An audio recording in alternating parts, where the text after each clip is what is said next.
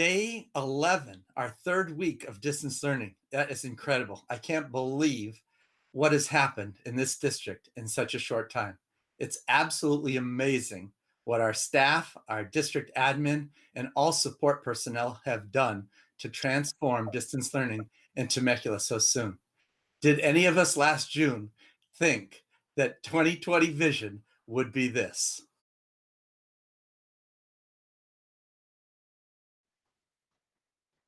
Thanks, Chris. And as we clean our glasses so that we can have that 2020 vision, we're looking forward to what the weeks are ahead. But we know that we're in a time right now where we're going to need to reflect on everything that's been accomplished by you, the teachers and staff over the last 3 weeks, and everything that we're going to need to continue to do as we gear forward to get our students across that finish line at the end of the school year.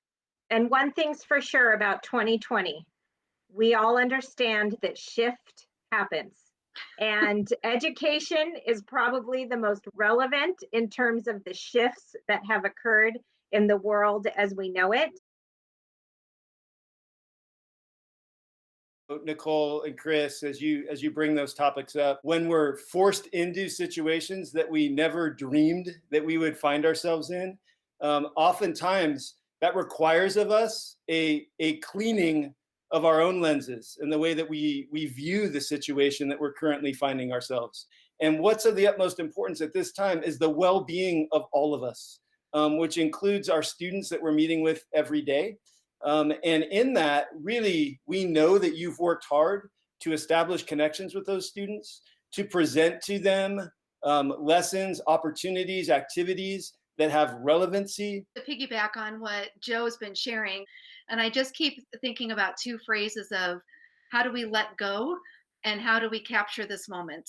We have a really unique opportunity at this point to really focus in on how we are making learning meaningful and what that would look like for meaningful literacy. And how do we bring multiple skills and subjects together in order to give meaning to the activities that kids are doing. Our teachers have the chance to practice some skills in a safe environment because, you know, we don't know what it's going to bring in the future. And next year we may have to do this and it won't be voluntary. And so if we use these 7 weeks to kind of build our skill set, we're all going to be better off.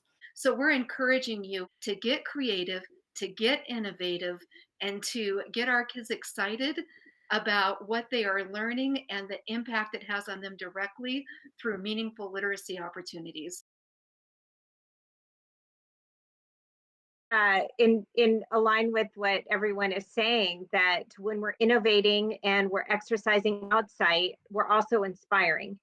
And I remember, you know, just kind of going back to the core of teaching and why this profession is my passion, that distance learning doesn't remove that opportunity to engage with what that was when I started teaching in the first place.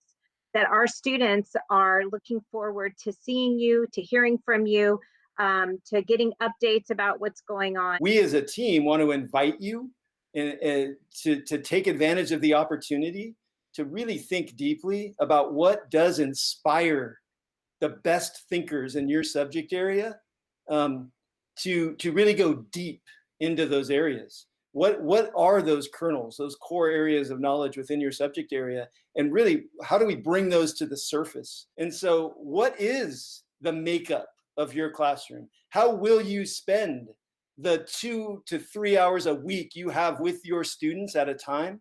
How will you spend that time to take care of them, to make sure they're doing well, and to forward their thinking in your curricular area and or grade level, so that they come out of this as a better thinker and as a person who knows that they've been well taken care of. Because one of the interesting things I've come to realize, and many others have shared this with us as well, is the deep connections that are being made even with distance learning, because people are taking the time to have intentional conversations and to truly understand the emotional well-being of the people that they're interacting with. So in this time, ask yourself, what am I doing now that I might be able to take back to a regular classroom when we come back in the fall in order to continue the connections and understanding the stories of each and every individual who walks in my room. And we know that you guys have been working above and beyond and everything that you've been putting together for your classes. But we still have a few weeks left to work with that and learn and grow and to continue to bring to the table opportunities for our students to find ways to grow in their year. There's a lot of questions out there still about grading, about it, what's the best instructional practices in distance learning, and we want to continue to support you with that. So we have some ideas that we'll begin to roll out next week. And Joe, you want to share that? I would love to share that. And so on a weekly basis, we look to help manage the shift that's happening by bringing key relevant topics to you and bringing forward your colleagues in talking about those topics.